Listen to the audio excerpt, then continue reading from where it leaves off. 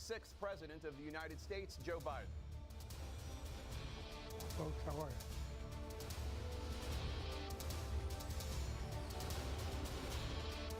Great to be here. Thank you. And please welcome the 45th President of the United States, Donald Trump.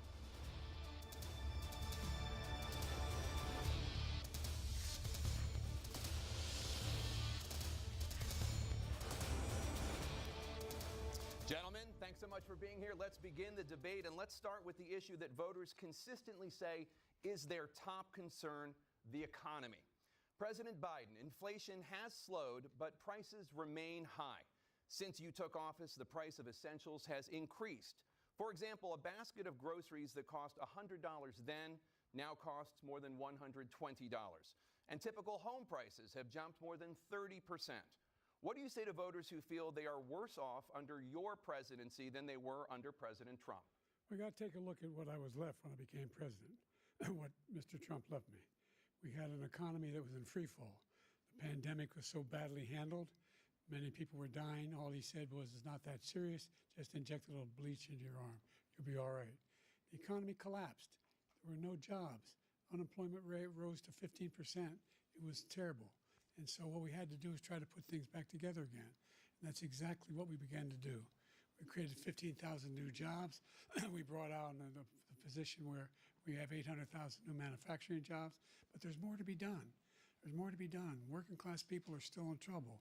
I come from Scranton, Pennsylvania. I come of a household where the kitchen table, if the things weren't able to be met during the month, it was a problem. Price of eggs, the price of gas, the price of housing, the price of a whole range of things. That's why I'm working so hard to make sure I deal with those problems. And we're going to make sure that we reduce the price of housing. We're going to make sure we build 2 million new units. We're going to make sure we cap rents so corporate greed can't take over. The combination, what I was left with in corporate greed, is the reason why we're in this problem right now. In addition to that, we're in a situation where if you take a look at all that was done in his administration, he didn't do much at all. By the time he left, things were in chaos, literally chaos. And so we put things back together. We created, I said, those jobs. We make sure we had a situation where we brought down the price of prescription drugs, which is a major issue for many people, to $15 for an insulin shot as opposed to $400. No senior has to pay more than $200 for any drug, all the drugs they can include beginning next year. And the situation is we're going to make that available to everybody, to all Americans. So we're working to bring down the price around the kitchen table, and that's what we're going to get done. Thank you. President Trump? We have the greatest economy in the history of our country.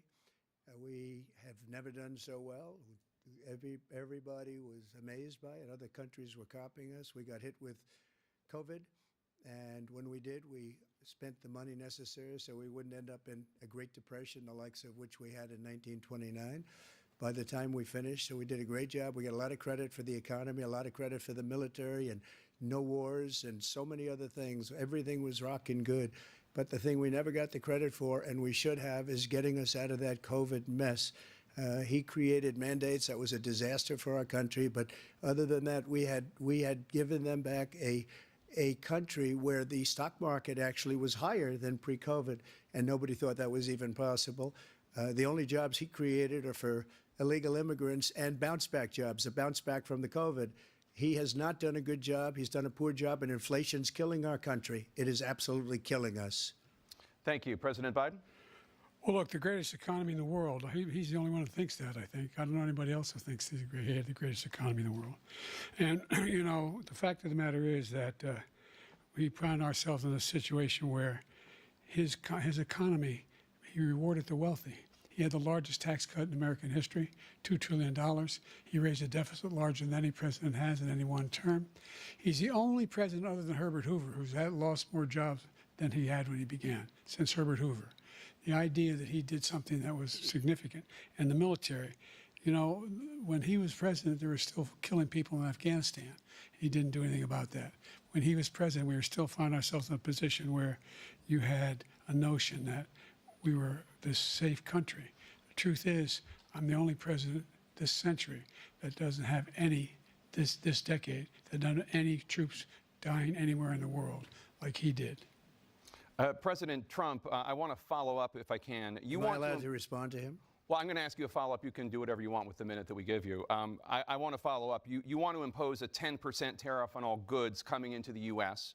How will you ensure that that doesn't drive prices even higher? It's not going to drive them higher. It's just going to cause countries that have been ripping us off for years, like China and many others, in all fairness to China, it's going to just force them to pay us a lot of money, reduce our deficit tremendously, and give us a lot of power for other things. But he made a statement. The only thing he was right about is I gave you the largest tax cut in history. I also gave you the largest regulation cut in history. That's why we had all the jobs. And the jobs went down, and then they bounced back, and he's taking credit for bounce-back jobs. You can't do that. He also said he inherited 9% inflation. No, he inherited almost no inflation, and it stayed that way for 14 months. And then it blew up under his leadership because they spent money like a bunch of people that didn't know what they were doing, and they don't know what they were doing. It was the worst, probably the worst administration in history. There's never been. And as far as Afghanistan is concerned, I was getting out of Afghanistan, but we were getting out with dignity, with strength, with power.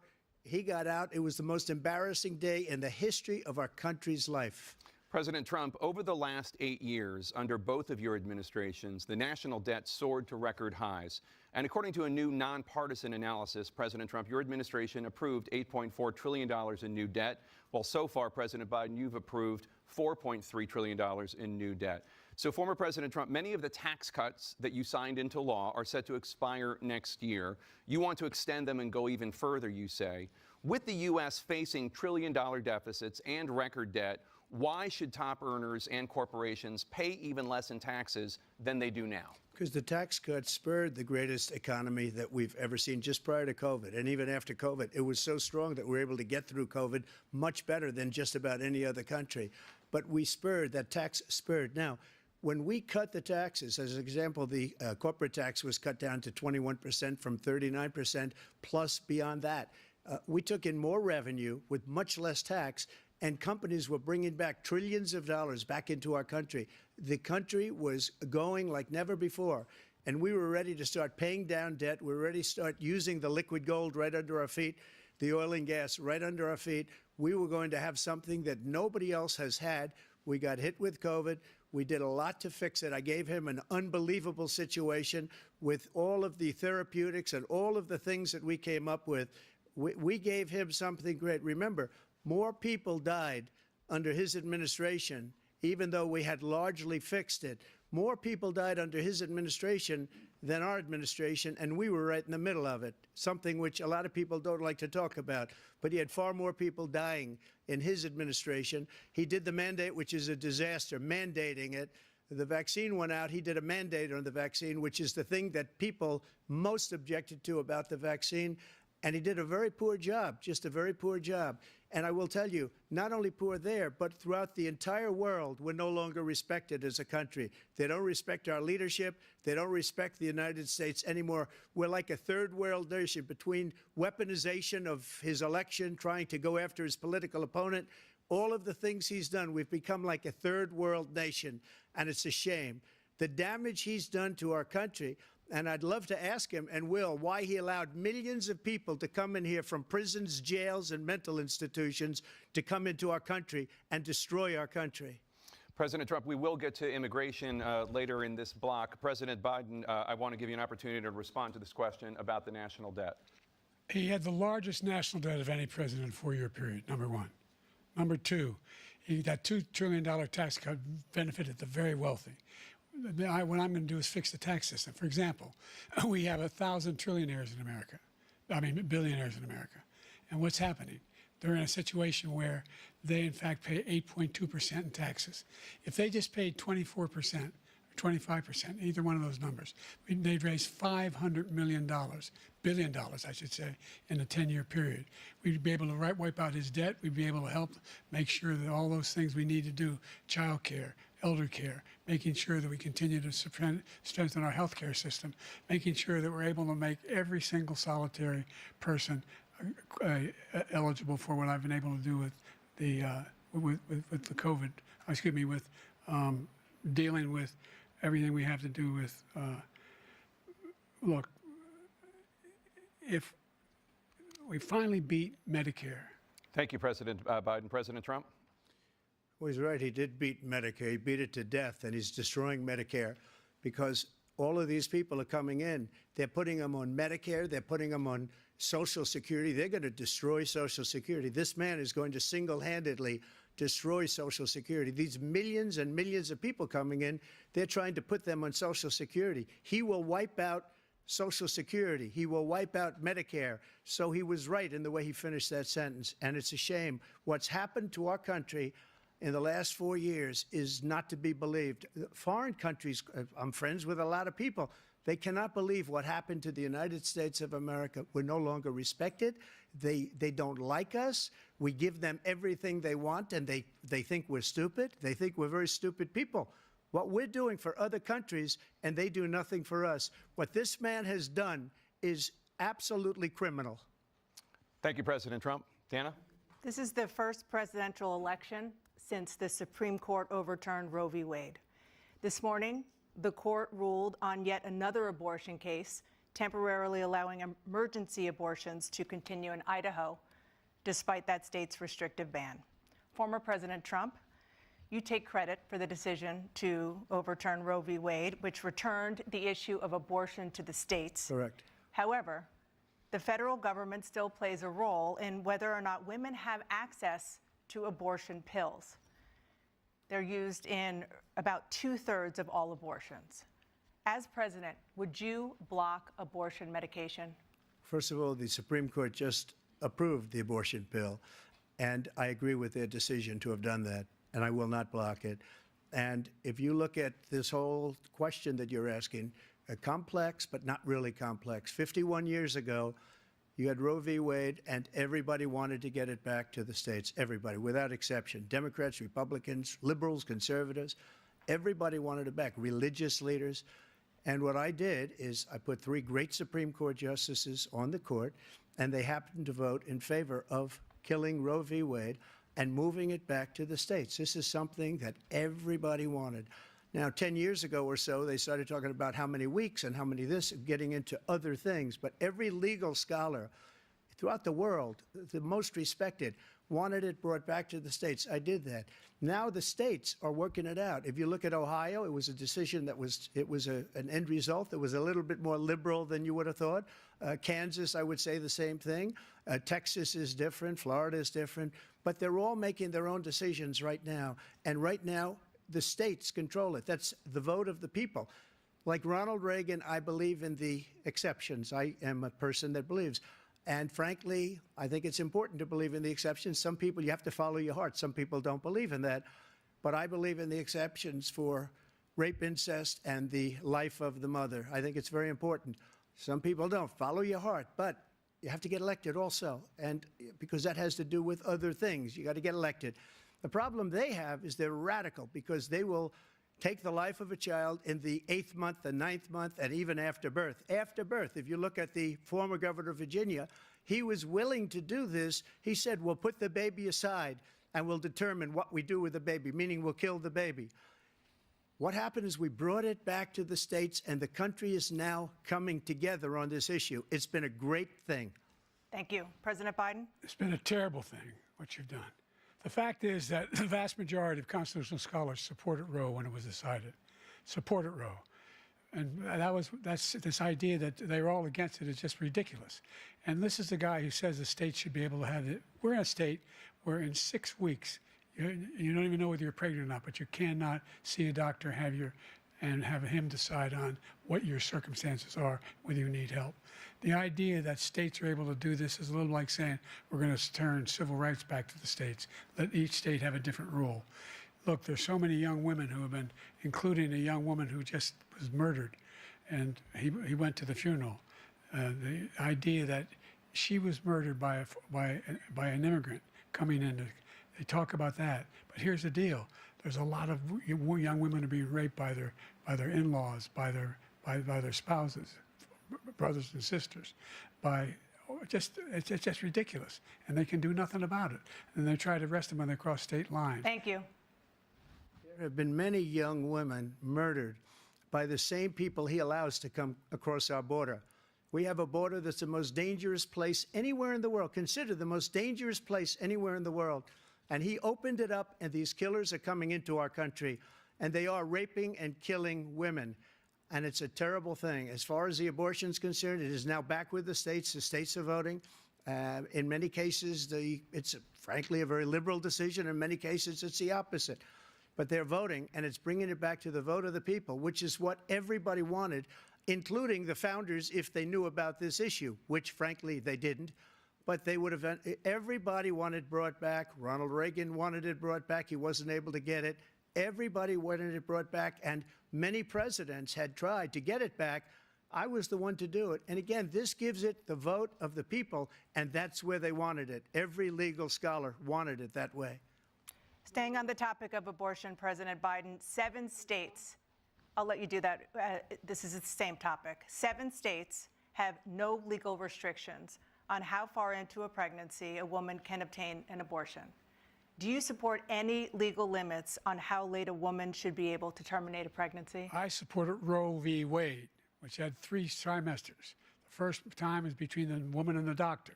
Second time is between the doctor and an extreme situation. The third time is between the doctor, between the woman and the state. The idea that the politicians, that the founders wanted the politicians to be the ones making decisions about women's health is ridiculous. That's the last. No politician should be making that decision. A doctor should be making those decisions. That's how it should be run. That's what you're going to do. And if I'm elected, I'm going to restore Roe v. Wade.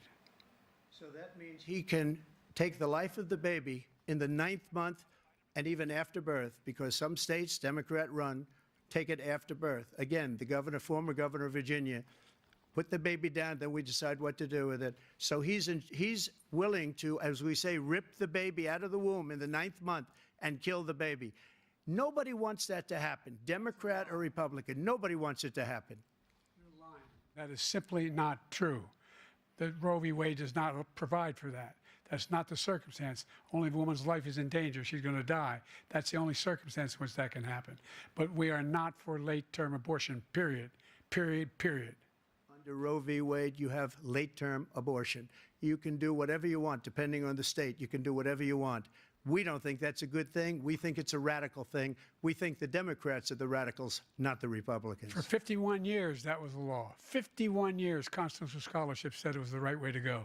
51 years, and it was taken away because this guy put very conservative members on the Supreme Court. He takes credit for taking it away. What's he going to do? What's he going to do, in fact, if the MAGA Republicans, he gets elected, and the MAGA Republicans control the Congress, and they pass a universal ban on abortion, period, across the board at 6 weeks or 7 or 8 or 10 weeks, something very, very conservative. Is he going to sign that bill? I'll veto it. He'll sign it. Thank you. Let's turn now to the issue of immigration and border security. President Biden, a record number of migrants have illegally crossed the southern border on your watch. Overwhelming border states and overburdening cities such as New York and Chicago, and in some cases causing real safety and security concerns. Given that, why should voters trust you to solve this crisis?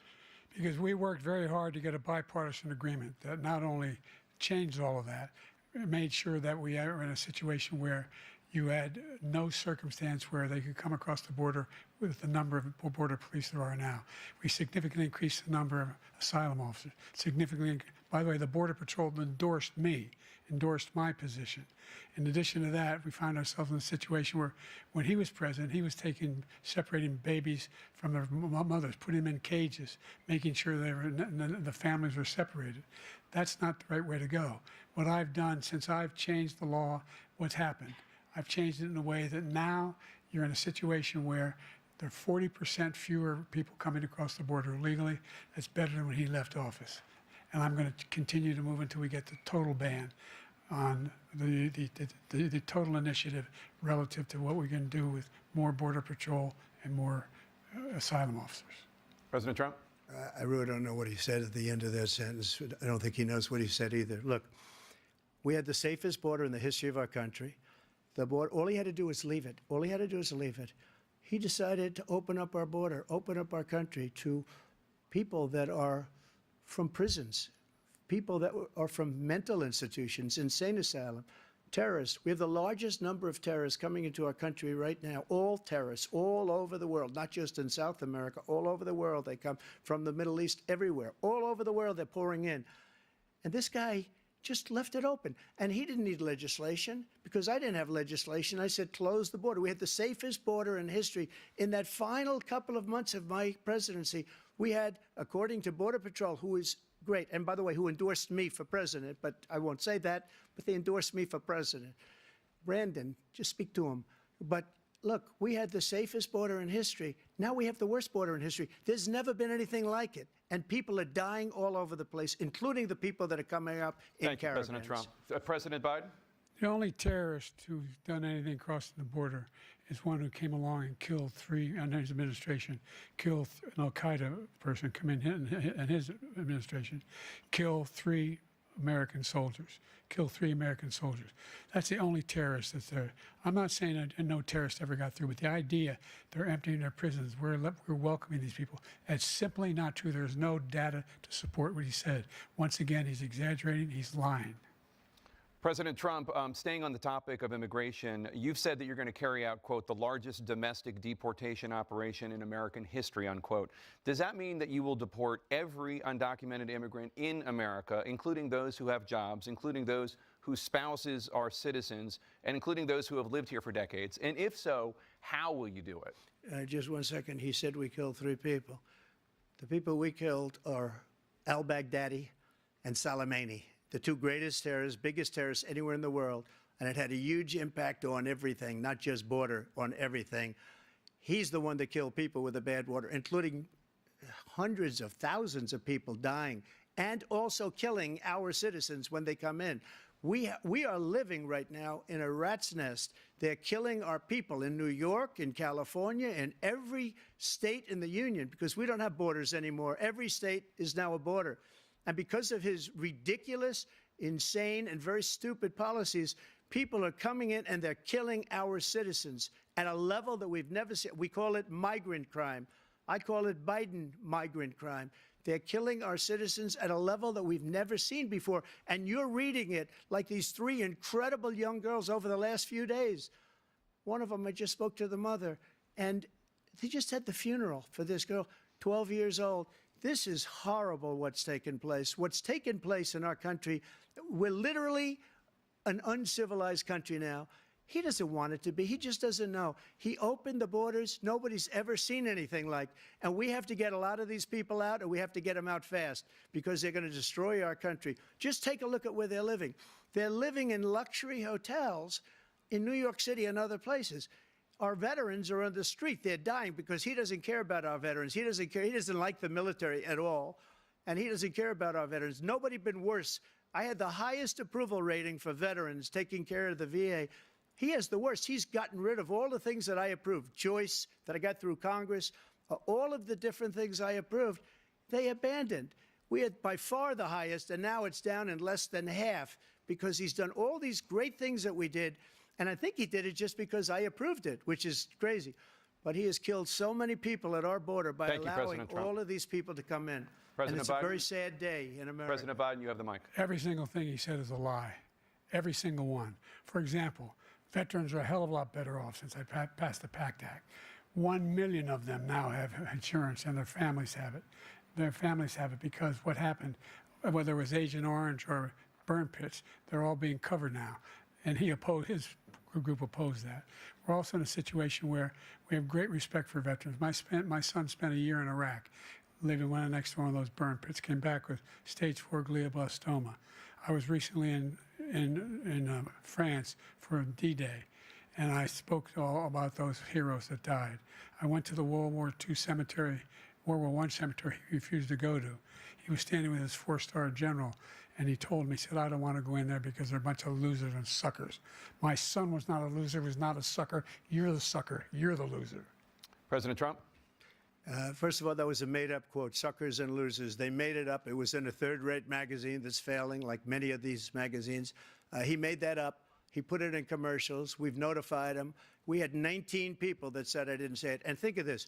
Who would say I'm at a cemetery or I'm talking about our veterans? Because nobody's taken better care. I'm so glad this came up, and he brought it up. There's nobody that's taken better care of our soldiers than I have. To think that I would, in front of generals and others, say suckers and losers. We have 19 people that said it was never said by me. It was made up by him, just like Russia was made up, just like the 51 intelligence agents are made up, just like the new thing with the 16 economists are talking. It's the same thing. 51 intelligence agents said that the laptop was Russia disinformation. It wasn't. That came from his son, Hunter. It wasn't Russia disinformation. He made up the suckers and losers, so he should apologize to me right now. Four-star general standing to your side who was on your staff who said you said it, period. That's number one. And number two, the idea that I have to apologize to you for anything along the lines. We've done more for veterans than any president has in American history. And they now are in their family. The only sacred obligation we have as a country is to care for our veterans when they come home and their families and equip them when they go to war. That's what we're doing. That's what the VA is doing now. They're doing more for veterans than ever before in our history. All right, thank you so much. Let's move to the topic of foreign policy. I want to begin with Russia's war against Ukraine, which is now in its third year. Former President Trump, Russian President Vladimir Putin says he'll only end this war if Russia keeps the Ukrainian territory it has already claimed and Ukraine abandons its bid to join NATO. Are Putin's terms acceptable to you? First of all, our veterans and our soldiers can't stand this guy. They can't stand him. They think he's the worst commander-in-chief, if that's what you call him, that we've ever had. They can't stand him. So let's get that straight. And they like me more than just about any of them. And that's based on every single bit of information. As far as Russia and Ukraine, if we had a real president, the president that knew, that was respected by Putin, he would have never invaded Ukraine. A lot of people are dead right now, much more than people know. You know, they talk about numbers. You can double those numbers, maybe triple those numbers. He did nothing to stop it. In fact, I think he encouraged Russia from going in.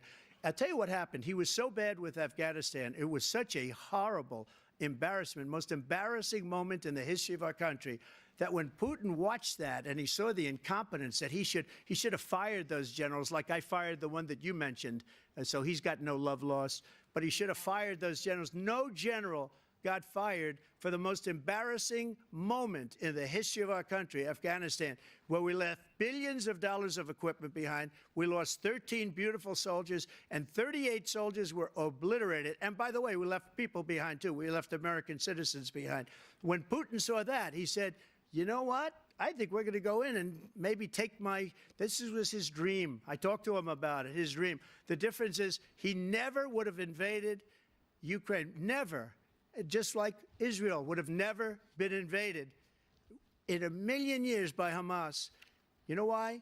Because Iran was broke with me. I wouldn't let anybody do business with them. They ran out of money. They were broke. They had no money for Hamas. They had no money for anything, no money for terror. That's why you had no terror at all during my administration.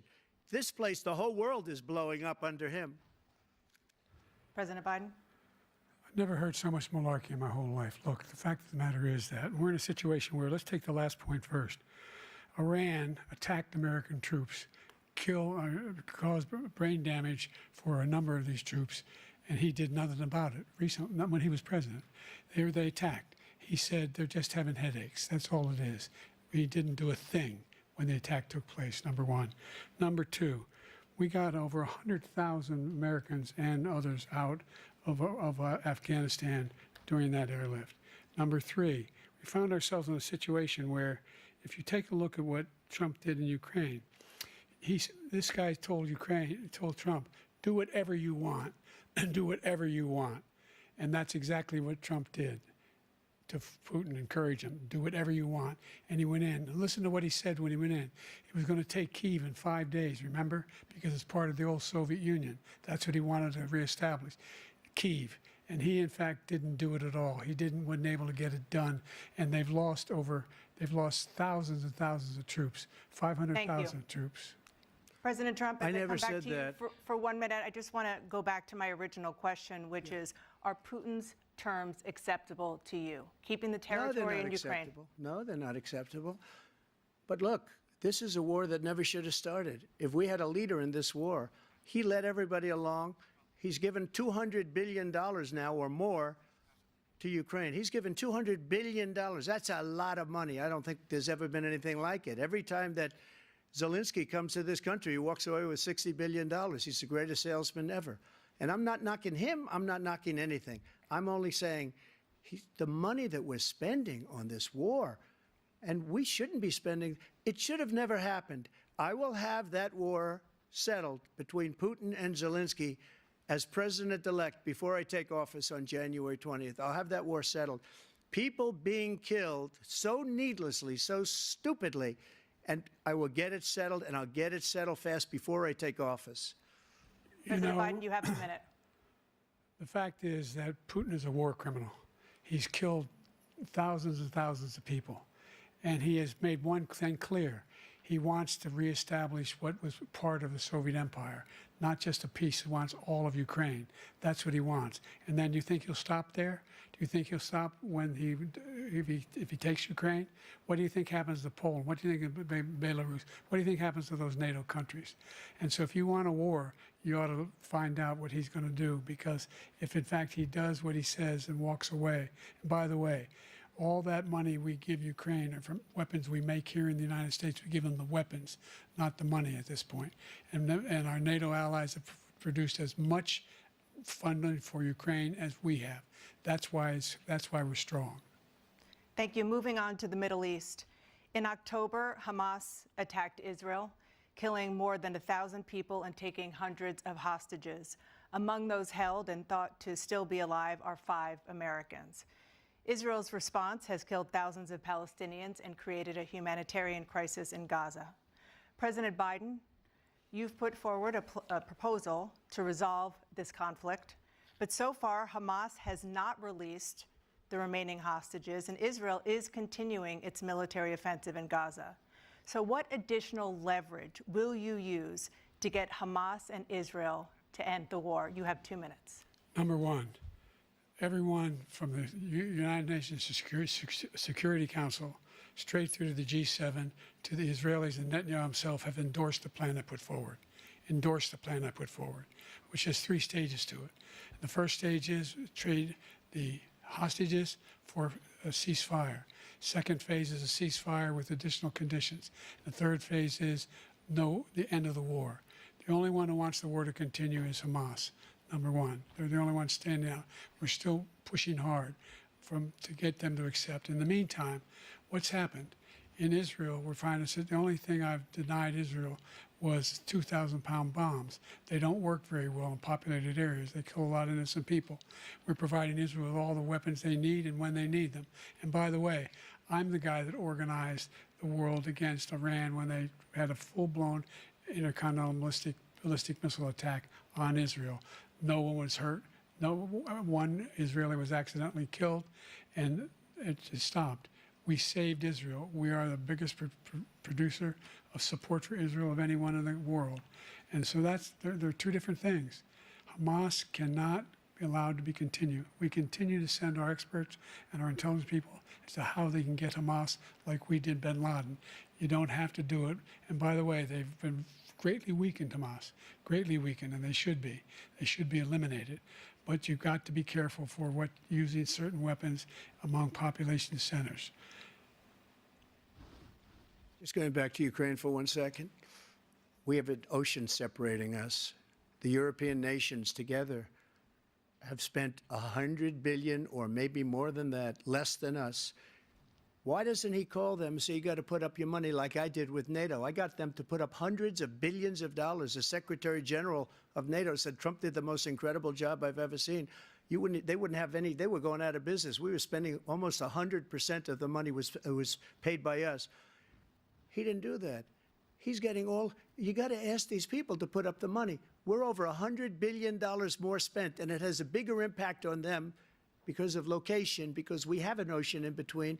You got to ask them. As far as Israel and Hamas, Israel's the one that wants to go. He said the only one that wants to keep going is Hamas. Actually, Israel is the one, and you should let him go and let him finish the job. He doesn't want to do it. He's become like a Palestinian. But they don't like him because he's a very bad Palestinian. He's a weak one. President Biden, you have a minute. I've never heard so much foolishness. This is a guy who wants to get out of NATO. Are you going to stay in NATO? He's going to pull out of NATO. The idea that we have, our strength lies in our alliances as well. It may be a big ocean, but we're ever able to avoid a war in Europe, a major war in Europe? What happens if, in fact, you have Putin continue to go into NATO?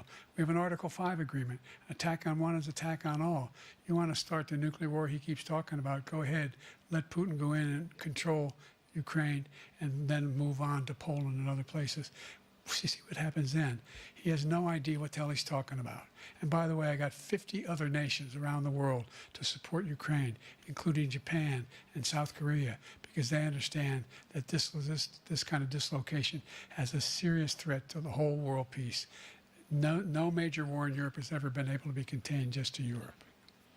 President Trump, just to follow up, would you support the creation of an independent Palestinian state in order to achieve peace in the region? I'd have to see, but before we do that, the problem we have is that we spend all the money. So they kill us on trade. I made great trade deals with the European nations because if you add them up, they're about the same size economically. Their economy is about the same size as the United States. And they were no cars, they don't want anything that we have, but we're supposed to take their cars, their food, their everything, their agriculture. I changed that. But the big thing I changed is they don't want to pay. And the only reason that he can play games with NATO is because I got them to put up hundreds of billions of dollars. I said, and he's right about this, I said, no, I'm not going to support NATO if you don't pay. They asked me that question, would you guard us against Russia at a very secret meeting of the 28 states at that time, nations at that time? And I said, no, if you don't pay, I won't do that. And you know what happened? Billions and billions of dollars came flowing in the next day and the next months. But now we're in the same position. We're paying everybody's bills. Let's turn to the issue of democracy. Former President Trump, I want to ask you about January 6, 2021. After you rallied your supporters that day, some of them stormed the Capitol to stop the constitutionally mandated counting of electoral votes.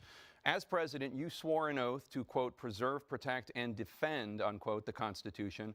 What do you say to voters who believe that you violated that oath through your actions and inaction on January 6th and worry that you'll do it again? Well, I don't think too many believe that. And let me tell you about January 6th. On January 6th, we had a great border. Nobody coming through, very few. On January 6th, we were energy independent. On January 6th, we had the lowest taxes ever. We had the lowest regulations ever. On January 6th, we were respected all over the world. All over the world, we were respected. And then he comes in, and we're now laughed at. We're like a bunch of stupid people. What happened to the United States' reputation under this man's leadership is horrible, including weaponization, which I'm sure at some point you'll be talking about, where he goes after his political opponent because he can't beat him fair and square. You have 80 seconds left. My question was, what do you say to those voters who believe that you violated your constitutional oath through your actions and inaction on January 6, 2021, and worry that you'll do it again? Well, I didn't say that to anybody. I said peacefully and patriotically.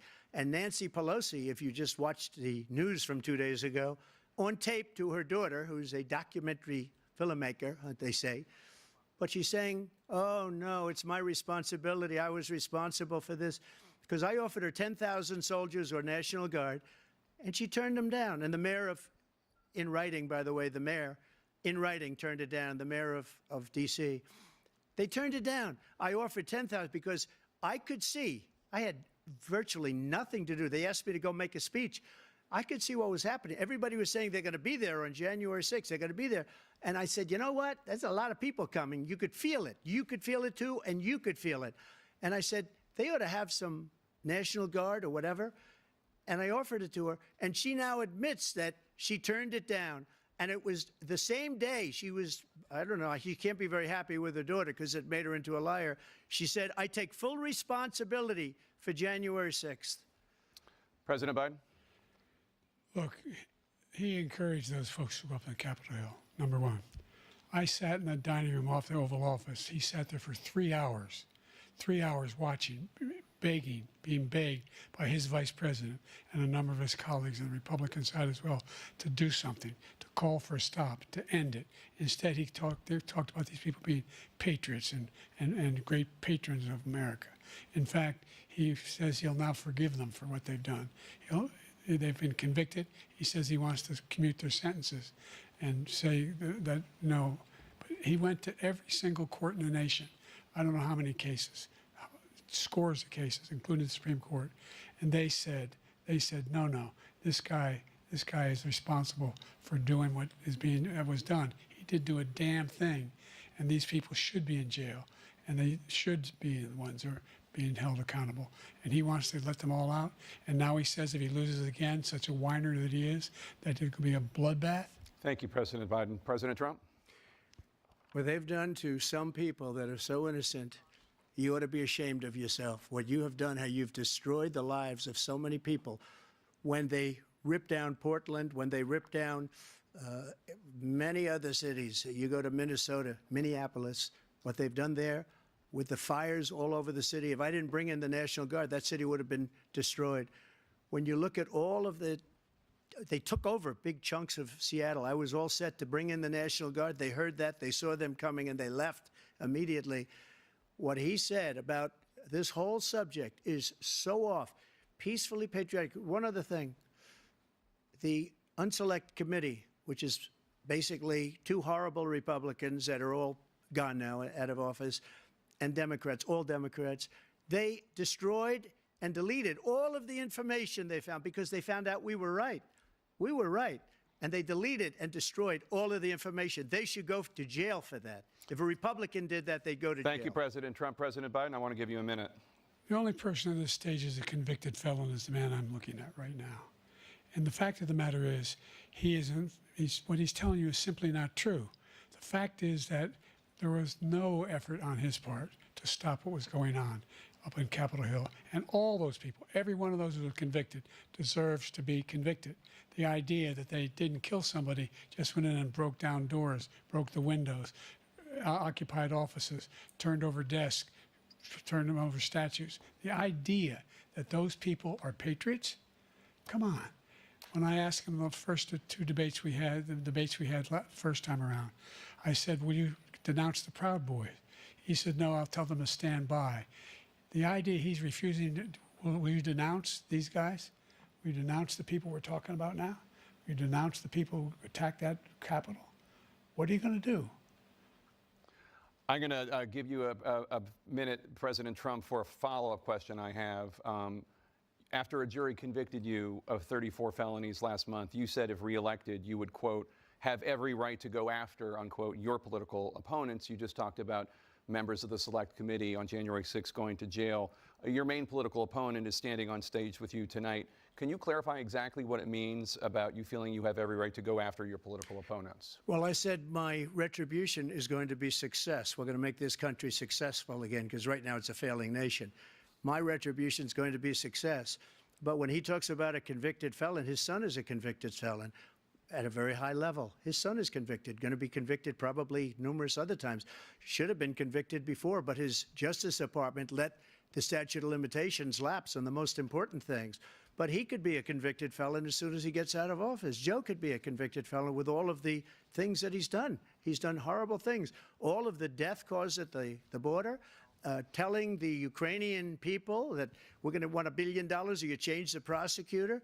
Otherwise, you're not getting $1 billion. If I ever said that, that's quid pro quo. That we're not going to do anything. We're not going to give you $1 billion unless you change your prosecutor having to do with the son. This man is a criminal. This man, you're lucky. You're lucky. I did nothing wrong. We'd have a system that was rigged and disgusting. I did nothing wrong. Thank you, President Trump. President Biden, you have said, I'm coming right to you, sir. You want to respond? Go ahead. I'll give you a minute to respond. The idea that I did anything wrong relative to what you're talking about is outrageous. It's simply a lie, number one. Number two, the idea that you have a right to seek retribution against any American just because you're president is wrong. It's simply wrong. No president's ever spoken like that before. No president in our history has spoken like that before.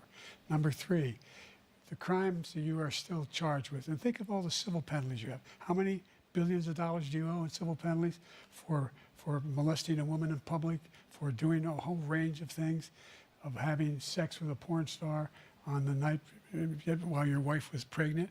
I mean, what are you talking about? You have the morals of an alley cat. Give you a minute, sir. I didn't have sex with a porn star, number one. Number two, that was a case that was started and moved. They moved a high-ranking official, a DOJ, into the Manhattan DA's office to start that case. That case is going to be appealed and won. We had a very terrible judge, a horrible judge, Democrat. The prosecutor were all high-ranking Democrats, appointed people, and both the civil and the criminal. He basically went after his political opponent because he thought it was going to damage me. But when the public found out about these cases, because they understand it better than he does, he has no idea what these cases are. But when they found out about these cases, you know what they did? My poll numbers went up, way up. You know that because you're reporting it. And we took in more money in the last 2 weeks than we've ever taken in the history of any campaign. I don't think any campaign has ever taken. Hundreds of millions of dollars came pouring in because the public knows it's a scam, and it's a guy that's after his political opponent because he can't win fair and square. Thank you, President Trump. President Biden, you have said, quote, Donald Trump and his MAGA Republicans are determined to destroy American democracy. Do you believe that the tens of millions of Americans who are likely to vote for President Trump will be voting against American democracy? The more they know about what he's done, yes. The more they know about what he's done. And there's a lot more coming. He's got a lot of cases down the road coming around. He's got a whole range of issues he has to face. I don't know what the juries will do, but I do know he has a real problem. And so the fact that, could you ever think you heard any president say that I'm going to seek retribution? Did you ever hear any president say that I thought Hitler had some good ideas? What got me involved to run in the first place after my son had died, I decided in Iraq, because of Iraq, I said I wasn't going to run again until I saw what happened in Charlottesville, Virginia. People coming out of the woods carrying swastikas on torches, and singing the same anti-Semitic bile they sang when back in Germany. And the young woman got killed. I spoke to the mother, and they asked him, they said, what do you think of those people? The ones who got killed, the one who tried to stop it, and the ones, he said, I think they're fine people on both sides. What American president would ever say, Nazis coming out of fields, carrying torches, singing the same anti-Semitic bile, carrying swastikas, were fine people? This is a guy who says Hitler's done some good things. I'd like to know what they are. The good things Hitler's done, that's what he said. This guy has no sense of American democracy. President Trump. Jake, both of you know that story has been totally wiped out because when you see the sentence, it said 100% exoneration on this. So he just keeps it going. He says he ran because of Charlottesville. He didn't run because of Charlottesville. He ran because it was his last chance. He's not equipped to be president. You know it, and I know it. It's ridiculous. We have a debate. We're trying to justify his presidency. His presidency, he's without question, the worst president, the worst presidency in the history of our country. We shouldn't be having a debate about it. There's nothing to debate. He made up the Charlottesville story, and you'll see it's debunked all over the place. Every reasonable anchor has debunked it. And just the other day it came out where it was fully debunked. It's a nonsense story. He knows that, and he didn't run because of Charlottesville. He used that as an excuse to run. President Biden. And debunked. It happened. All you have to do is listen to what was said at the time.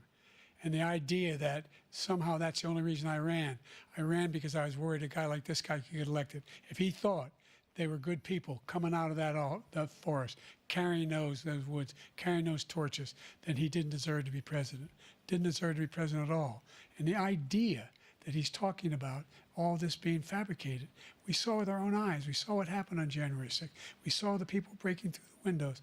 We saw people occupying his own vice president. Look, there's a reason why 40 of his 44 top cabinet officers refused to endorse him this time. His vice president hasn't endorsed him this time. So why? Why? They know him well. They serve with him. Why are they not endorsing him? Thank you, President Biden. We're going to be right back with more from the CNN presidential debate.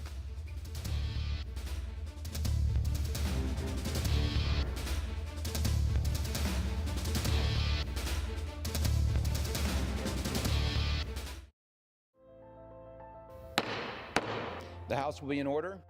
This year, C-SPAN celebrates 45 years of covering Congress like no other. Since 1979, we've been your primary source for Capitol Hill, providing balanced, unfiltered coverage of government, taking you to where the policy's debated and decided, all with the support of America's cable companies. C-SPAN, 45 years and counting, powered by cable. We'll welcome them into a great national crusade to make America great again. Is that our dream has been earned for progress and for peace. Taxes will go up, and anyone who says they won't is not telling the truth. With our beloved nation at peace, we're in the midst of a springtime of hope for America. Because we are the party that believes in the American dream. Read my lips. No new taxes. I still believe in a place called hope. But here's the question for the American people. Who do you trust in this election? The real choice is whether we will build a bridge to the future or a bridge to the past. I have unlimited confidence in the wisdom of our people and the future of our country. I stand here tonight as my own man, and I want you to know me for who I truly am. They had their chance. They have not led. We will. I'm John Kerry, and I'm reporting for duty. These 4 years have brought moments I could not foresee and will not forget. It's time for us to change America. I wasn't my own man anymore. I was my country's. I don't believe that rolling back regulations on Wall Street will help the small businesswoman expand or the laid-off construction worker keep his home. We have been there. We've tried that, and we're not going back. We are moving forward, America. Under my administration, our friends will see more loyalty, and Mr. Putin will see a little less flexibility and more backbone. He wants to make America great again. Well, he could start by actually making things in America again. We will make America safe again. And we will make America great again. Here and now, I give you my word. If you entrust me with the presidency, I will draw on the best of us, not the worst. This towering American spirit has prevailed over every challenge and lifted us to the summit of human endeavor. Watch C-SPAN's Campaign 2024 live coverage of the Republican National Convention starting July 15th and the Democratic National Convention beginning August 19th. C-SPAN, your unfiltered view of the conventions, powered by cable.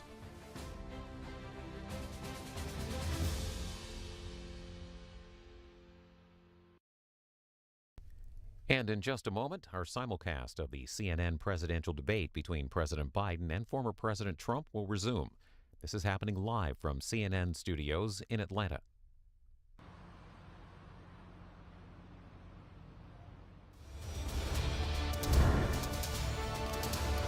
Welcome back to the CNN presidential debate live from Georgia. Let's talk about persistent challenges you both faced in your first terms and you'd certainly face again in a second term. President Biden, while black unemployment dropped to a record low under your presidency, black families still earn far less than white families. Black mothers are still 3 times more likely to die from pregnancy-related causes, and black Americans are imprisoned at 5 times the rate of white Americans. What do you say to black voters who are disappointed that you haven't made more progress? They acknowledge they made a lot of progress, number one. The fact of the matter is there's more small black businesses that have been started than any time in history. Number two, the wages of black unemployment is the lowest level it's been in a long, long time. Number three, we're providing housing for black Americans and dealing with the segregation that exists among these corporations that collude to keep people out of their houses. And in addition to that, we find that the impact on the choice that black families have to make relative to child care is incredibly difficult. When we did the first major piece of legislation in the past, I was able to reduce black child care costs. I cut them in half in half. We got to make sure we provide for child care costs. We got to make sure, because when you provide those child care protections, you increase economic growth because more people can be in the job market. So there's more to be done, considerably more to be done. But we've done a great deal so far, and I'm not letting up, and they know it. You have 49 seconds left. What do you say to black voters who are disappointed with the progress so far? I say I don't blame them for being disappointed. Inflation is still hurting them badly. For example, I provided for the idea that any black family, first-time home buyer, should get a $10,000 tax credit to be able to buy their first home so they can get started.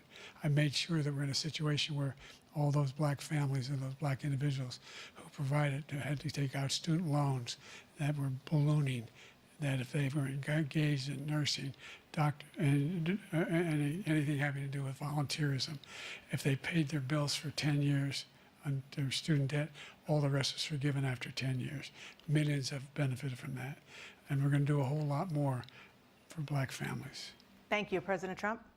And he caused the inflation. He's blaming inflation, and he's right, it's been very bad. He caused the inflation, and it's killing black families and Hispanic families and just about everybody. It's killing people. They can't buy groceries anymore. They can't. You look at the cost of food where it's doubled and tripled and quadrupled. They can't live. They're not living anymore. He caused this inflation. I gave him a country with essentially no inflation. It was perfect. It was so good. All he had to do is leave it alone. He destroyed it with his Green New scam and all this money that's being thrown out the window. He caused inflation. As sure as you're sitting there, the fact is that his big kill on the black people is the millions of people that he's allowed to come in through the border. They're taking black jobs now, and it could be 18, it could be 19, and even 20 million people. They're taking black jobs, and they're taking Hispanic jobs, and you haven't seen it yet, but you're going to see something that's going to be the worst in our history. Thank you. President Biden? There was no inflation when I became president. You know why? The economy was flat on its back. 15% unemployment. He decimated the economy, absolutely decimated the economy. That's why there was no inflation at the time. There were no jobs. We provided thousands of millions of jobs for individuals who are in all communities, including minority communities. We made sure that they have health insurance. We have covered, the ACA has increased. I made sure that they're $8,000 per person in a family to get written off for the health care. But this guy wants to eliminate that. They've tried 50 times. He wants to get rid of the ACA again, and they're going to try again if they win.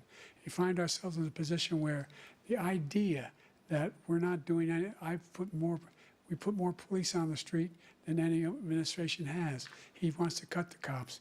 We're providing for equity and making sure people have a shot to make it.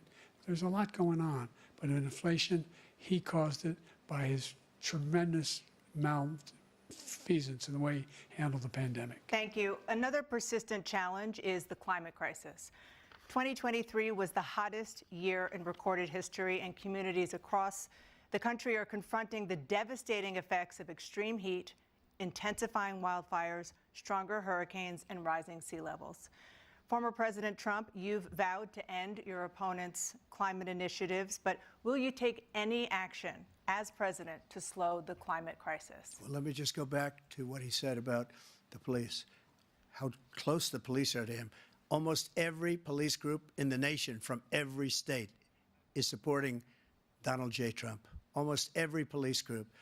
And what he's done to the black population is horrible, including the fact that for 10 years he called them super predators. We can't, in the 1990s, we can't forget that. Super predators was his name, and he called it to them for 10, and they've taken great offense at it, and now they see it happening. But when they see what I did for criminal justice reform and for the historically black colleges and universities, where I funded them and got them all funded, and the opportunity zones with Tim, as you know, Tim Scott was incredible. He did a great job, great senator from South Carolina. He came to me with the idea, and it was a great idea. It's one of the most successful economic development acts ever in the country, opportunity zones. And the biggest beneficiary are blacks. And that's why we have the best numbers with them in maybe ever. They're saying ever. I read this morning where ever, the best numbers. He's lost much of the black population. because he's done a horrible job for black people. He's also done a horrible job for Hispanics. But wait till you see these millions of people pouring into our country, and they're going to take the jobs, and it's already started, and you haven't seen anything yet. It's a disaster. You've 38 seconds left. President Trump, will you take any action as president to slow the climate crisis? So I want absolutely immaculate clean water, and I want absolutely clean air, and we had it. We had H2O. We had the best numbers ever, and we were using all forms of energy, all forms, everything. And yet, during my 4 years, I had the best environmental numbers ever. And my top environmental people gave me that statistic just before I walked on the stage, actually. I don't know where the hell he's been. The idea that anything he said is true. I've passed the most extensive climate change legislation in history.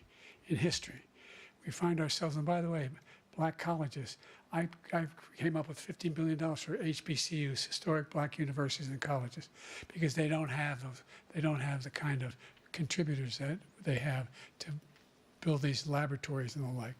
Any black student is capable in college of doing any white student can do. They just have the money, but now they'll be able to get those jobs in high tech. We're in a situation where the idea that he is claiming to have done something that had the cleanest water, he hadn't done a damn thing for the environment. He pulled out of the Paris Climate Accord. I immediately joined it because if we reach 1.5 degrees Celsius at any one point, there's no way back. The only existential threat to humanity is climate change, and he didn't do a damn thing about it. He wants to undo all that I've done.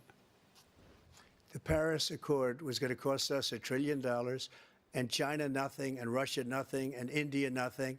It was a ripoff of the United States. And I ended it because I didn't want to waste that money because they treat us horribly. We were the only ones. It was costing us money. Nobody else was paying into it. And it was a disaster. But everything that he said just now, I'll give you an example. I heard him say before insulin. I'm the one that got the insulin down for the seniors. I took care of the seniors. What he's doing is destroying all of our medical programs because the migrants coming in, they want everybody. And look, I have the biggest heart on the stage. I guarantee you that. And I want to take care of people. But we're destroying our country. They're taking over our schools, our hospitals, and they're going to be taking over Social Security. He is destroying Social Security, Medicare, and Medicaid. The idea is that we, in fact, we were the only ones of consequence who were not members of the Paris Accord. How can we do anything? We've not able to, the United States can't get its pollution under control. One of the largest polluters in the world, #1. We're making significant progress. By 2035, we will have cut pollution in half. We have made significant progress, and we're continuing to make progress. We set up a climate corps for thousands of young people who will learn how to deal with climate, just like the Peace Corps. And we're moving in directions that are going to significantly change the elements of cause of pollution. But the idea that he claims that he has the biggest heart up here and he's really concerned about pollution and about climate, I've not seen any indication of that. And by the way, with regard to prescription drugs, one company agreed that they would reduce the price to $35, which I was calling for, one, voluntarily. I made sure every company in the world, every pharmaceutical company, cannot have to pay. Thank you. And by the way, so every day, millions of Americans struggle just to make ends meet. For many older Americans, Social Security provides a critical lifeline. President Biden, if nothing is done to Social Security, seniors will see their benefits cut in just over 10 years. Will you name tonight one specific step that you're willing to take to keep Social Security solvent? yes, make the very wealthy begin to pay their fair share.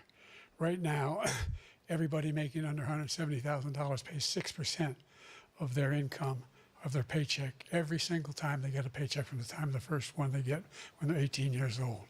The idea that they're going to, I've been proposing that everybody, they pay, the millionaires pay 1%.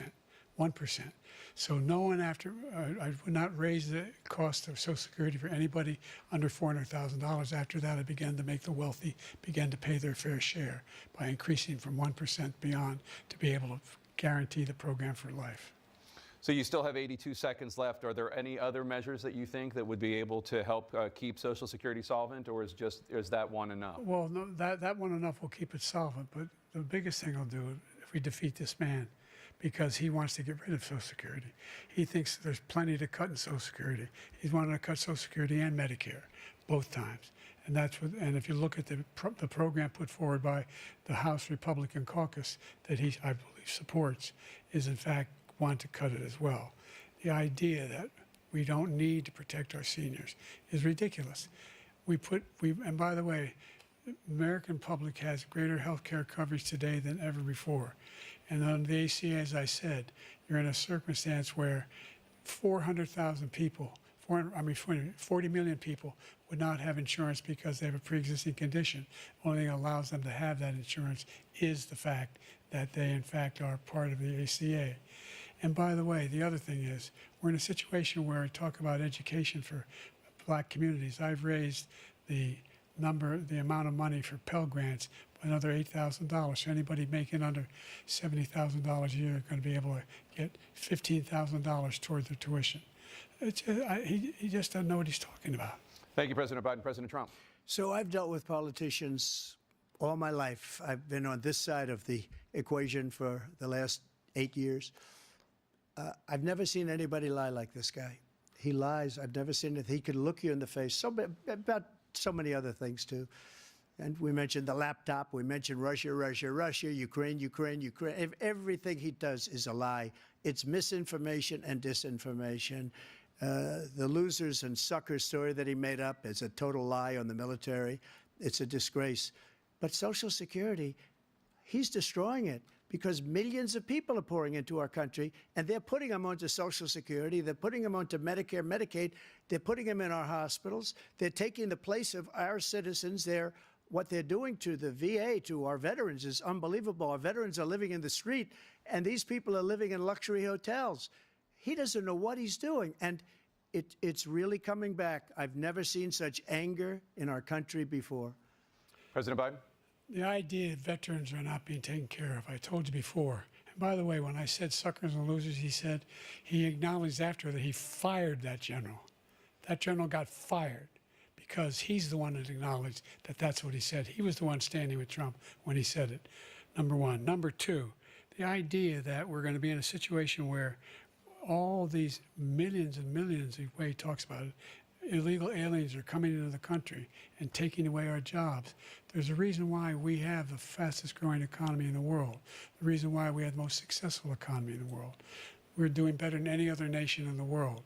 And by the way, those 15 Nobel laureates he talked about being phony, those 15 Nobel laureates, economists, they all said that if Trump is reelected, we're likely to have a recession and inflation is going to increasingly go up. And by the way, worst president in history, 159 presidential scholars voted him the worst president in the history of the United States of America.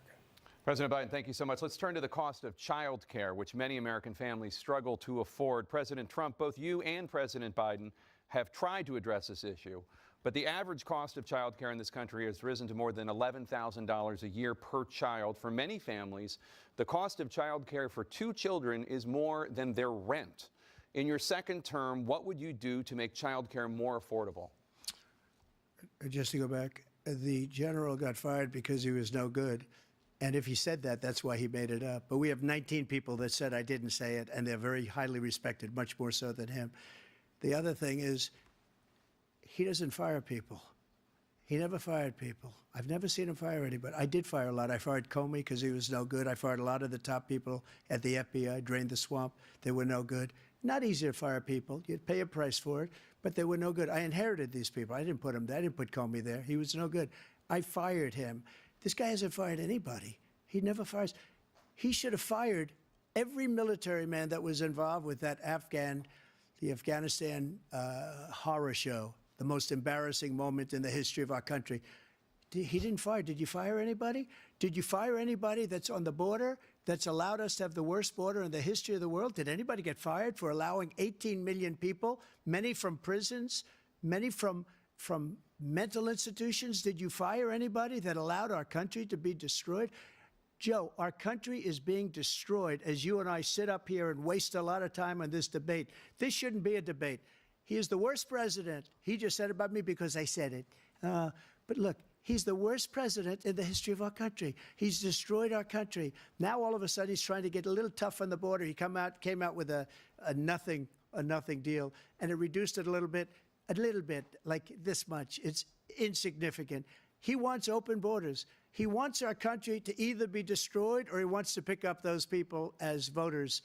And I don't think we just can't let it happen. If he wins this election, our country doesn't have a chance, not even a chance, of coming out of this rut. We probably won't have a country left anymore. That's how bad it is. He is the worst in history by far. Thank you, President Trump. President Biden? We're the most admired country in the world. We're the United States of America. There's nothing beyond our capacity. We have the finest military in the history of the world, the finest in the history of the world. No one thinks we're weak. No one wants to screw around with us. Nobody, number one. Number two, the idea that we're talking about worst presidents. I wasn't joking. Look it up. Go online. 159 or 58, don't hold me the exact number, presidential historians, they've had meetings and they voted who's the worst president in American history. One through best to worst. They said he was the worst in all of American history. That's a fact. That's not conjecture. He can argue they're wrong, but that's what they voted. The idea that he is doing anything to deal with child care, he did for virtually nothing to child care. We should significantly increase the child care tax credit. We should significantly increase the availability of women and men or single parents to be able to go back to work. And we should encourage businesses to have. Thank you, President Biden. Facilities. President Trump, the question was about what would you do to make child care more affordable, if you want to take your minute. Just so you understand, we have polling, we have other things that they rate him the worst because what he's done is so bad. And they rate me, I'll show you, I will show you. And they rate me one of the best, okay? And if I'm given another 4 years, I will be the best. I think I'll be the best. Nobody's ever created an economy like us. Nobody ever cut taxes like us. He's the only one I know. He wants to raise your taxes by 4 times. He wants to raise everybody's taxes by 4 times. He wants the Trump tax cuts to expire. So everybody, including the two of you, are going to pay 4 to 5 times. Nobody ever heard of this before. All my life, I'd grow up and I'd see politicians talking about cutting taxes. When we cut taxes, as I said, we did more business. Apple and all these companies, they were bringing money back into our country. The worst president in history by far, and everybody knows it. President Biden? Look, the fact of the matter is that he's dead wrong about, he's increased the tariff, he will increase the taxes on middle-class people. I said I'd never raise a tax on anybody making less than $400,000. I didn't. But this tariff is 10% tariffs. Everything coming into the country, you know what the economists say? That's going to cost the average American $2,500 a year more because they're going to have to pay the difference in food and all the things that are very important. Number two, he's in a situation where he talks about how he has not raised, he's somehow helped the middle class. The middle class have been devastated by you. Now you want a new tax cut of $5 trillion over the next 10 years, which is going to fundamentally bankrupt the country. You had the largest deficit of any president in American history, number one. Number two, you have not, in fact, made any contact, any progress with China. We are at the lowest trade deficit with China since 2010. Thank you, President Biden. You lost Thank you, President Biden. Let's discuss an epidemic impacting millions of Americans that both of you have made a top priority in your first term, the opioid crisis. And for both of you, the number of overdose deaths in this country has gone up. Under your term, it went up. Under your term, it has gone up. Former President Trump, despite the efforts that both of you have made, more than 100,000 Americans are dying from overdoses every year, primarily from fentanyl and other opioids. What will you do to help Americans right now in the throes of addiction who are struggling to get the treatment they need? To finish up, we now have the largest deficit in the history of our country under this guy. We have the largest deficit with China. He gets paid by China. He's a Manchurian candidate. He gets money from China. So I think he's afraid to deal with them or something. But do you notice he never took out my tariffs because we bring in so much money with the tariffs that I imposed on China. He never took them away. He can't because it's too much money. It's tremendous. And we saved our steel industries, and there was more to come, but he hasn't done that. But he hasn't cut the tariffs because he can't, because it's too much money. But he's got the largest deficit in the history of our country, and he's got the worst situation with China. China's going to own us if you keep allowing them to do what they're doing to us as a country. They are killing us as a country, Joe, and you can't let that happen. You're destroying our country. So, President Trump, you have 67 seconds left. The question was, what are you going to do to help Americans in the throes of addiction right now who are struggling to get the treatment they need? Jake, we were doing very well at addiction until the COVID came along. We had the 2.5, almost 3 years of like nobody's ever had before, any country, in every way. And then we had to get tough. And it was the drugs pouring across the border it started to increase. We got great equipment. We bought the certain dog that's the most incredible thing that you've ever seen, the way they can spot it. We did a lot, and we were getting very low numbers, very, very low numbers. Then he came along. The numbers, have you seen the numbers now? It's not only the 18 million people that I believe is even low, because the gotaways, they don't even talk about gotaways. But the numbers of the amount of drugs and human trafficking in women coming across our border, the worst thing I've ever seen, at numbers that nobody's ever seen under him because the border's so bad. But the number of drugs coming across our border now is the largest we've ever had by far. President Trump, thank you. President Biden? Fentanyl and the byproducts of fentanyl went down for a while. And I wanted to make sure we use the machinery that can detect fentanyl, these big machines that roll over everything that comes across the border. And it costs a lot of money. That was part of this deal we put together, this bipartisan deal. More fentanyl machines, more be able to detect drugs, more numbers of agents, more numbers of all the people at the border. And when we had that deal done, he called his Republican colleagues, said, "Don't do it. It's going to hurt me politically."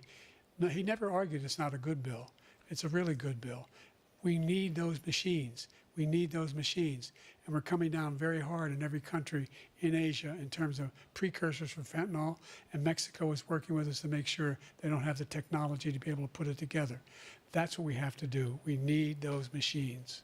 Thank you, President Biden. President Trump, and again, the question is about Americans in the throes of addiction right now struggling to get the treatment they need. Well, because this does pertain to it. He ended Remain in Mexico. He ended catch and release. I made it catch and release in Mexico, not catch and release here. We had so many things that we had done, hard negotiations with Mexico, and I got it all for nothing. It's just like when you have a hostage. We always pay $6 billion for a hostage. Every time we say it's a hostage. Now we have a hostage, a Wall Street Journal reporter, I think a good guy, and he's over there because Putin is laughing at this guy, probably asking for billions of dollars for the reporter. I will have him out very quickly as soon as I take office. Before I take office, I said by literally as soon as I win the election, I will have that reporter out. He should have had him out a long time ago, but Putin's probably asking for billions and billions of dollars because this guy pays it every time. We had 2 cases where he paid $6 billion for 5 people. I got 58 people out, and I paid essentially nothing. Thank you, President Trump. Dana? Let's turn to concerns that voters have about each of you. President Biden, you would be 86 at the end of your second term. How do you address concerns about your capability to handle the toughest job in the world well into your 80s? Well, first of all, I spent half my career being criticized being the youngest person in politics. I was the second youngest person ever elected to the United States Senate, and now I'm the oldest. This guy's 3 years younger and a lot less competent. I think that just look at the record. Look at what I've done. Look how I've turned around the horrible situation he left me. As I said, 15 million new jobs, 800,000 manufacturing jobs, more investment in America, over billions of dollars in private investment in enterprises that we are growing. By the way, we brought an awful lot of people. Well, the whole idea of computer chips, we used to have 40% of the market. We invented those chips, and we lost it because he was sending people to find the cheapest jobs overseas and to bring home a product. So I went to South Korea. I convinced Samsung to invest billions of dollars here in the United States. And guess what? Those fabs, they call, to build these chips. Those fabs pay over $100,000. You don't need a college degree for them. And there's billions, about $40 billion already being invested and being built right now in the United States, creating significant jobs for Americans from all over the world. President Biden, you have 40 seconds left. Would you like to add anything? Yeah, I would. The idea that somehow we are this failing country. I never heard a president talk like this before. We're the envy of the world. Name me a single major country president who wouldn't trade places with the United States of America for all our problems and all our opportunities. We're the most progressive country in the world in getting things done. We're the strongest country in the world.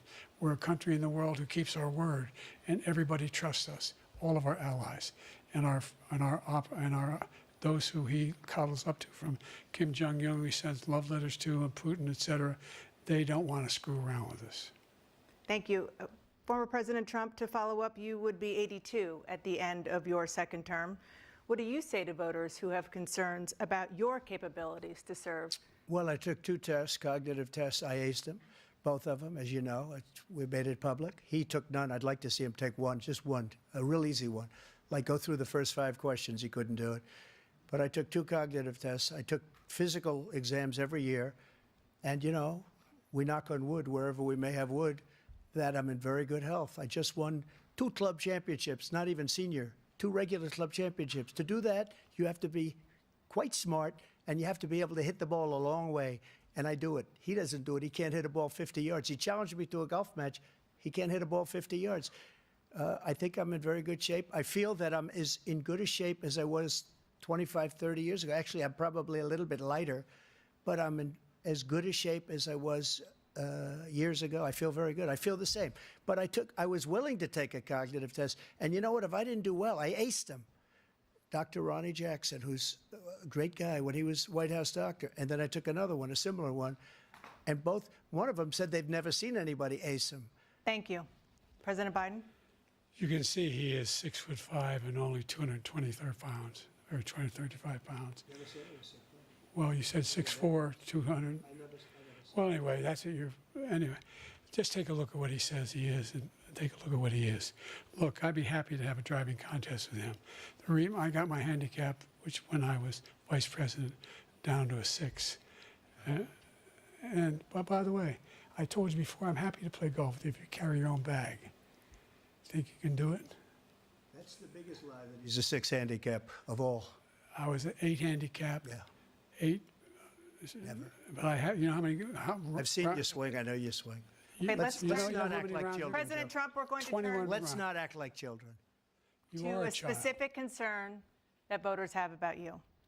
Will you pledge tonight that once all legal challenges have been exhausted, that you will accept the results of this election, regardless of who wins, and you will say right now that political violence in any form is unacceptable? Well, I shouldn't have to say that, but of course I believe that. It's totally unacceptable. And if you would see my statements that I made on Twitter at the time, and also my statement that I made in the Rose Garden, you would say it's one of the strongest statements you've ever seen. In addition to the speech I made in front of, I believe, the largest crowd I've ever spoken to, and I will tell you, nobody ever talks about that. They talk about a relatively small number of people that went to the Capitol, and in many cases were ushered in by the police. And as Nancy Pelosi said, it was her responsibility, not mine. She said that loud and clear. But the answer is, if the election is fair, free, and I want that more than anybody. And I'll tell you something. I wish he was a great president, because I wouldn't be here right now. I'd be at one of my many places enjoying myself. I wouldn't be under indictment because I wouldn't have been his political opponent, because he indicted me because I was his opponent. I wish he was a great president. I would rather have that. I wouldn't be here. I don't mind being here. But the only reason I'm here is he's so bad as a president that I'm going to make America great again. We're going to make America great again. We're a failing nation right now. We're a seriously failing nation. And we're a failing nation because of him. His policies are so bad. His military policies are insane. They're insane. These are wars that will never end with him. He will drive us into World War III, and we're closer to World War III than anybody can imagine. We are very, very close to World War III, and he's driving us there. And Kim Jong-un and President Xi of China, Kim Jong-un of North Korea, all of these, Putin, they don't respect him. They don't fear him. They have nothing going with this gentleman, and he's going to drive us into World War III. You want a World War III, let him follow and win, and let Putin say, do what you want, NATO. Just do what you want. There's a thing called Article 5. An attack on one is an attack on all, and required response. The idea, I can't think of a single major leader in the world who wouldn't trade places with the job I've done and what they've done. Because we are a powerful nation. We have wonderful people. It's because of the people, not me. It's because of the American people. They're capable of anything, and they step up when they're needed. And right now, we're needed. We're needed to protect the world because our own safety is at stake. And again, you want to have a war, just let Putin go ahead and take Kyiv, make sure they move on, see what happens in Poland, Hungary, and other places along that border. Then you have a war. President Trump, as I come back to you for a follow-up, the question was, will you accept the results of this election, regardless of who wins? Just to finish what he said, if I might, Russia, they took a lot of land from Bush. They took a lot of land from Obama and Biden. They took no land, nothing from Trump, nothing. He knew not to do it. He's not going to play games with me. He knew that. I got along with him very well, but he knew not to play games. He took nothing from me. But now he's going to take the whole thing from this man right here. That's a war that should have never started. It would have never started ever with me. And he's going to take Ukraine. And, you know, you asked me a question before, would you do this? He's got us in such a bad position right now with Ukraine and Russia because Ukraine's not winning that war. He said, I will never settle until such time. They're running out of people. They're running out of soldiers. They've lost so many people. It's so sad. They've lost so many people, and they've lost those gorgeous cities with the golden domes that are 1,000 years old, all because of him and stupid decisions. Russia would have never attacked if I were President president. Trump, the question was, will you accept the results of the election, regardless of who wins? Yes or no, please. If it's a fair and legal and good election, absolutely. I would have much rather accepted these, but the fraud and everything else was ridiculous. And if you want, we'll have a news conference on it in a week, or we'll have another one of these in a week. But I will absolutely, there's nothing I'd rather do. It would be much easier for me to do that than I'm running again. I wasn't really going to run until I saw the horrible job he did. He's destroying our country. I would be very happy to be someplace else, in a nice location someplace.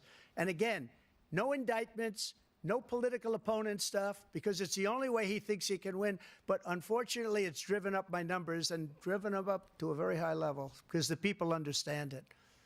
Well, let's see what your numbers are when this election is over. Let's see. You're a whiner. When you lost the first time, you continued, you appealed and appealed to courts all across the country. Not one single court in America said any of your claims had any merit, state or local, none. But you continue to provoke this lie about somehow there's all this misrepresentation, all this stealing. There is no evidence of that at all. And I tell you what, I doubt whether you'll accept it because you're such a whiner. The idea, if you lose again, you accepting anything, you can't stand the loss. Something snapped in you when you lost the last time. We'll be right back with more from the CNN presidential debate, live from Georgia.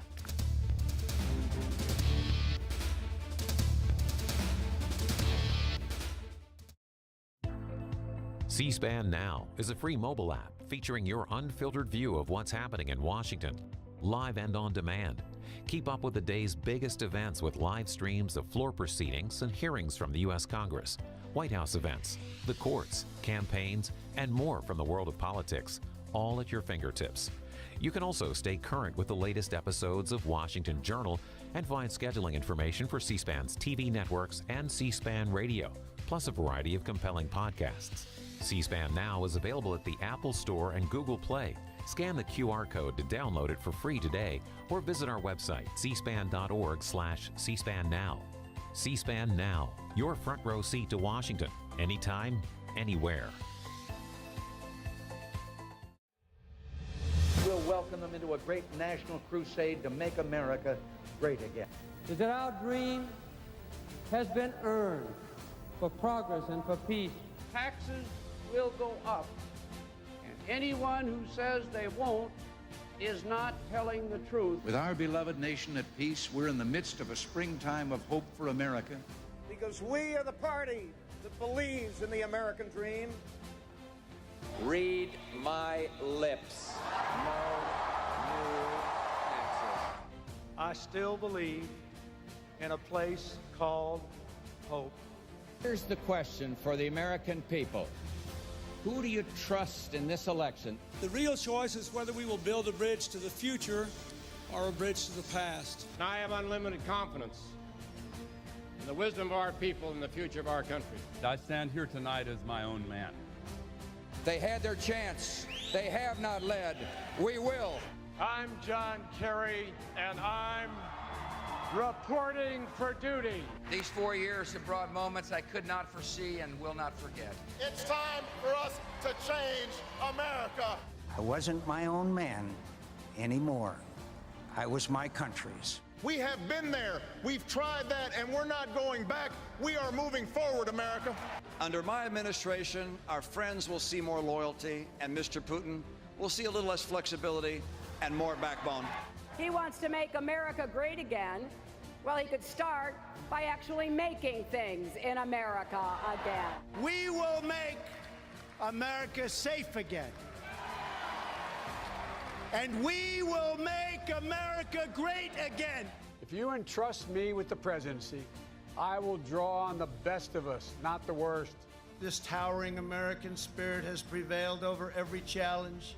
Watch C-SPAN's Campaign 2024 live coverage of the Republican National Convention starting July 15th and the Democratic National Convention beginning August 19th. C-SPAN, your unfiltered view of the conventions, powered by cable.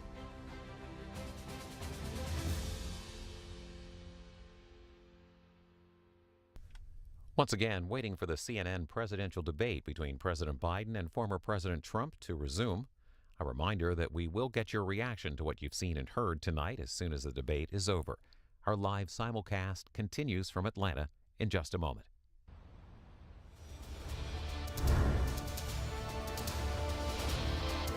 It is now time for the candidates to deliver their closing statements as predetermined by a coin toss. We're going to begin with you, President Biden. You have 2 minutes. We've made significant progress from the debacle that was left by President Trump in his last term. We find ourselves in a situation where, number one, we have to make sure that we have a fair tax system. I ask anyone out there in the audience or anyone out watching this debate, do you think the tax system is fair?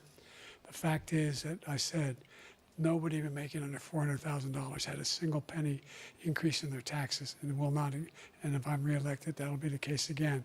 But this guy has increased your taxes because of the deficit, number one.